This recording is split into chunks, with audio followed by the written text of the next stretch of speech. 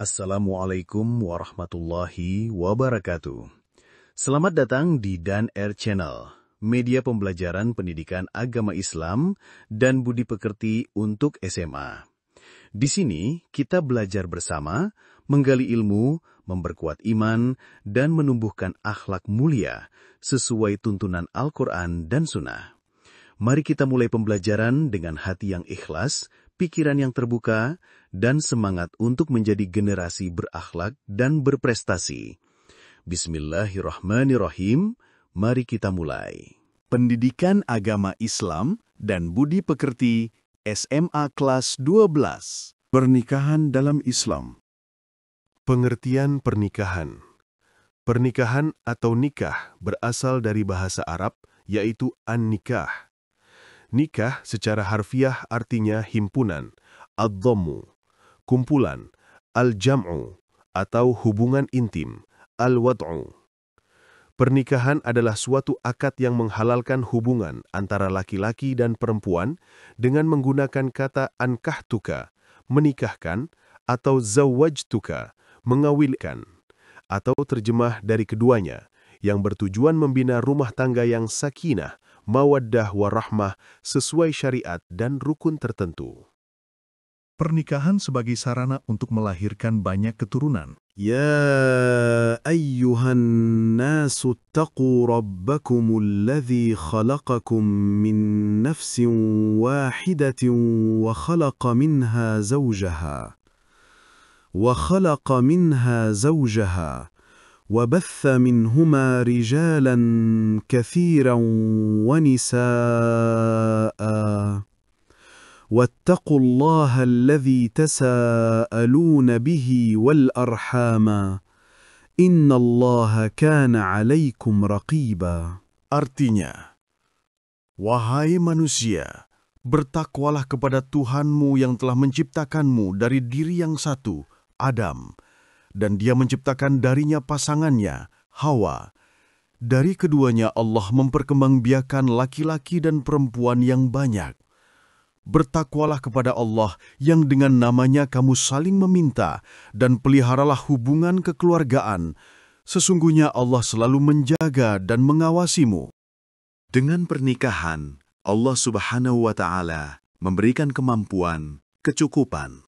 وأنكحوا الأيام منكم والصالحين من عبادكم وإمائكم إن يكونوا فقراء يغنهم الله من فضله والله واسع عليم. Artinya, nikahkanlah orang-orang yang masih membujang di antara kamu dan juga orang-orang yang layak menikah dari hamba-hamba sahayamu, baik laki-laki maupun perempuan. Jika mereka miskin, Allah akan memberi kemampuan kepada mereka dengan karunia-Nya. Allah Maha Luas pemberiannya, lagi Maha mengetahui. Pernikahan sebagai sarana untuk melahirkan keturunan dan membuka pintu rezeki. Wallahu ja'ala lakum min anfusikum azwajan wa ja'ala lakum min azwajikum banina wa hafadatan wa razaqakum minat tayyibati. أَفَبِالْبَاطِلِ يُؤْمِنُونَ وَبِنِعْمَةِ اللَّهِ هُمْ يَكْفُرُونَ. Artinya, Allah menjadikan bagimu pasangan, suami atau istri dari jenis kamu sendiri, menjadikan bagimu dari pasanganmu anak-anak dan cucu-cucu, serta menganugerahi kamu rezeki yang baik-baik. Mengapa terhadap yang batil mereka beriman, sedangkan terhadap nikmat Allah mereka ingkar? Quran Surah An-Nahl ayat 72. Pernikahan dapat melahirkan ketentraman dan kasih sayang secara sempurna. وَمِنْ آيَاتِهِ أَنْ خَلَقَ لَكُم مِّنْ أَنفُسِكُمْ أَزْوَاجًا لِتَسْكُنُوا إِلَيْهَا وَجَعَلَ بَيْنَكُم مَّوَدَّةً وَرَحْمَةً إِنَّ فِي ذَلِكَ لَآيَاتٍ لِقَوْمٍ يَتَفَكَّرُونَ. Artinya, di antara tanda-tanda kebesarannya ialah bahwa Dia menciptakan pasangan-pasangan untukmu dari jenis dirimu sendiri, agar kamu merasa tentram kepadanya. Dia menjadikan di antaramu rasa cinta dan kasih sayang. Sesungguhnya pada yang demikian itu, benar-benar terdapat tanda-tanda kebesaran Allah bagi kaum yang berpikir. Quran Surat Ar-Rum ayat 21. Pernikahan sebagai konsekuensi Allah Subhanahu wa Ta'ala menciptakan manusia secara berpasang-pasangan. وَمِنْ كُلِّ شَيْءٍ خَلَقْنَا زَوْجَيْنِ لَعَلَّكُمْ تَذَكَّرُونَ. Artinya, segala sesuatu kami ciptakan berpasang-pasangan agar kamu mengingat kebesaran Allah. Pernikahan dapat menjaga pandangan dan nafsu. Dari Abdullah ibnu Mas'ud radhiyallahu berkata, Rasulullah Shallallahu Alaihi Wasallam bersabda, "Wahai para pemuda, siapa saja di antara kamu telah mampu berkeluarga, hendaknya ia menikah, karena ia dapat menundukkan pandangan dan memelihara kemaluan. Siapa saja belum mampu, hendaknya berpuasa, sebab ia dapat mengendalikanmu." Hukum pernikahan. 1. Mubah. Hukum mubah dalam pernikahan adalah hukum asal. Artinya, seseorang melakukan pernikahan hukumnya boleh atau mubah. Atau tidak melakukan pernikahan juga boleh. 2. Wajib. Apabila seseorang yang sudah mampu dan takut terjerumus dalam perbuatan zina, ukuran mampu adalah mampu membayar mahar dan mampu memberi nafkah kepada calon istri. 3. Sunnah. Apabila seseorang telah mampu untuk memberi mahar dan penghidupan kepada calon istri dan mengendalikan nafsunya sehingga tidak takut terjerumus dalam perbuatan zina. 4. Makruh. Apabila seseorang belum mampu melakukan pernikahan tetapi mampu mengendalikan diri dari tuntutan nafsu seksual. 5. Haram. Apabila seseorang melakukan pernikahan dan akhirnya menganiaya seorang istri, seperti belum mampu menikah dan memaksakan diri untuk melakukan pernikahan sehingga tidak mampu memberi kehidupan kepada seorang istri atau memang sengaja menyiksa seorang istri. Proses pranikah dalam Islam. 1. Ta'aruf. Upaya untuk saling mengenal dan menjajaki kemungkinan untuk menjalin pernikahan dalam momentum khitbah atau melamar. 2. Meminang atau khitbah. Permintaan dari pihak laki-laki kepada pihak perempuan untuk melangsungkan pernikahan. 3. Mas kawin atau mahar.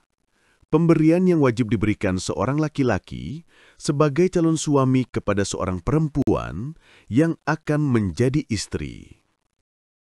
Rukun nikah. 1. Calon suami. 2. Calon istri. 3. Wali calon istri. 4. 2 saksi. 5. Sighot atau redaksi ijab dan qabul. Laki-laki yang sah menjadi wali nikah. 1. Bapak kandung. 2. Kakek. 3. Saudara kandung laki-laki. 4. Saudara tiri laki-laki. 5. Anak saudara kandung laki-laki, keponakan. 6. Anak saudara tiri laki-laki, keponakan.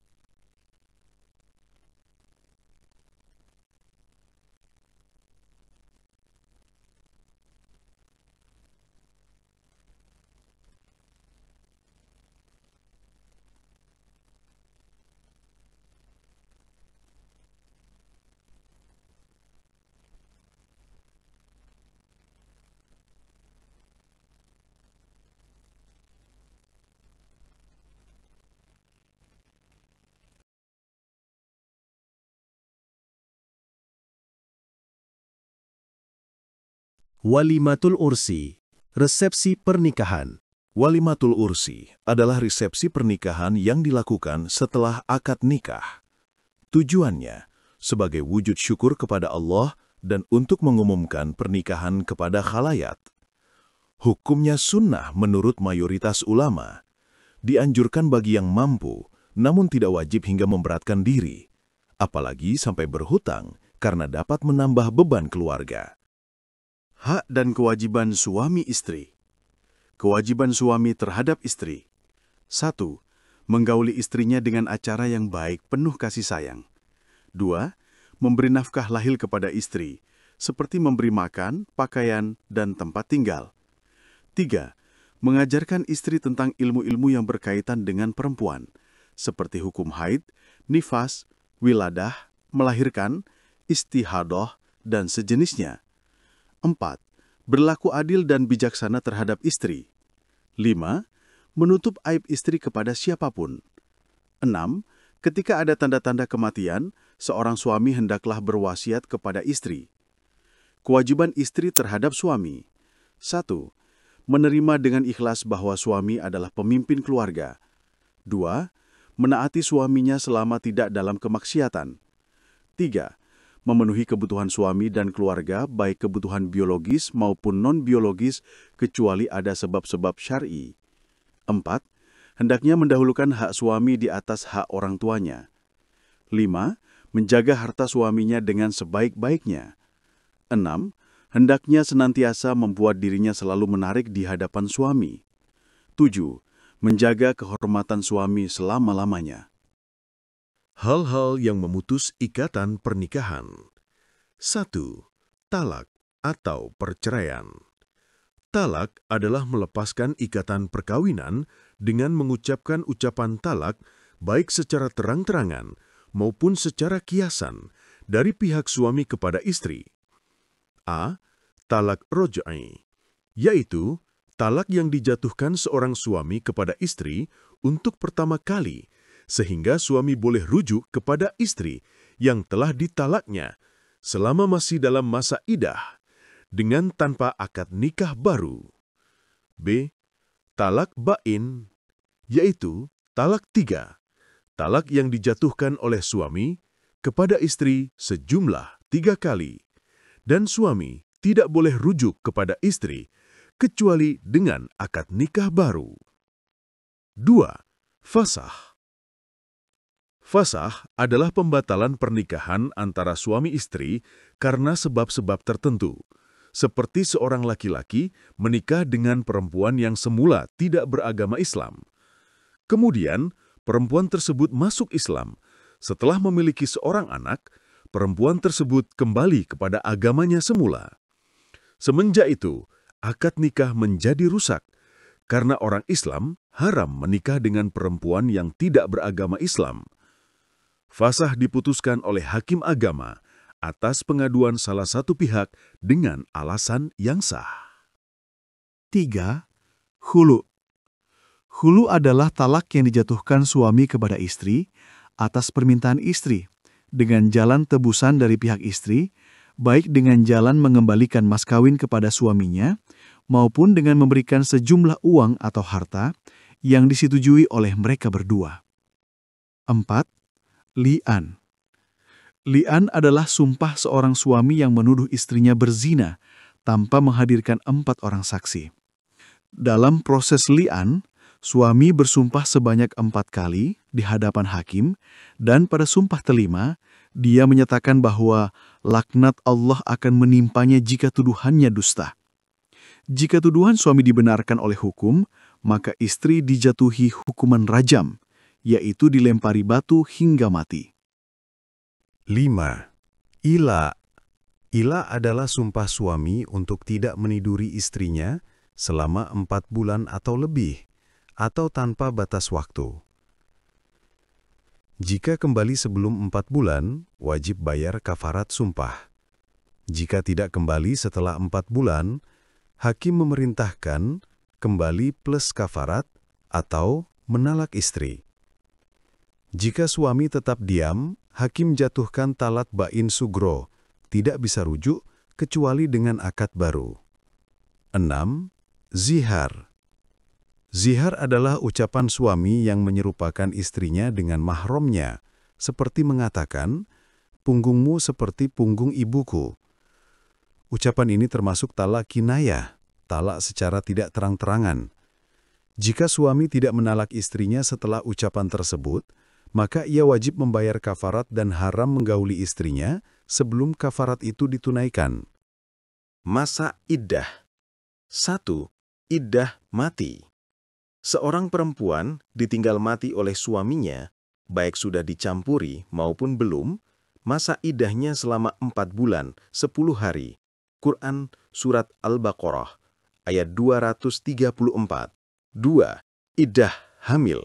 Seorang perempuan dicerai oleh suaminya dalam keadaan hamil, sehingga masa iddahnya adalah sampai melahirkan. Quran Surat At-Turlaq, ayat 65, ayat 4. 3. Iddah karena talak, fasak, dan khulu. Ada 2 hukum. A. Ketika ditalak suami, seorang istri belum pernah dicampuri, tidak memiliki masa iddah. Quran Surat Al-Ahzab, ayat 33, ayat 49. B. Ketika ditalak suami, seorang istri sudah pernah dicampuri, masa iddahnya sebagai berikut. Apabila dalam keadaan menstruasi, masa iddahnya 3 kali suci. Quran Surat Al-Baqarah, ayat 228. Apabila dalam keadaan suci, masa iddahnya 3 bulan. Quran Surat At-Tolak, ayat 65, ayat 4. Apabila dalam keadaan mengandung, masa iddahnya sampai melahirkan. Hukum rujuk.